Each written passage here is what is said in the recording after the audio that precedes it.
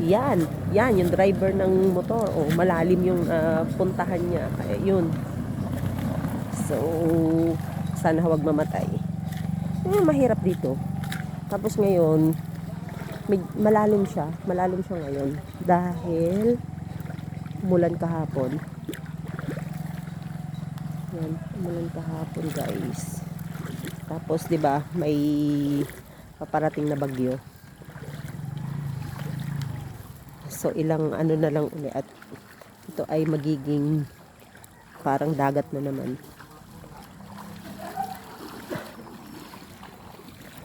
Sa isang kagandahan dito, makikita ninyo, may jeep.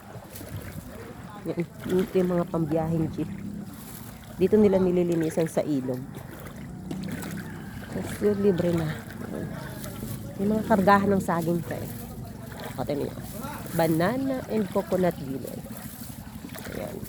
Nakakaahon na sila ngayon sa Nagan. So yun, makulimlim ang panahon ngayon. And yan. O, diba? So ganyan guys. Pagtawid sa ilog, ganyan ang gagawin namin ni Sir John John. Para kahit maputikan siya sa daan, ay ayos lang kasi nalinis na. Ayun, yan, yung iba doon dumadaan. Ayun kung makikita niyo doon sa malayo.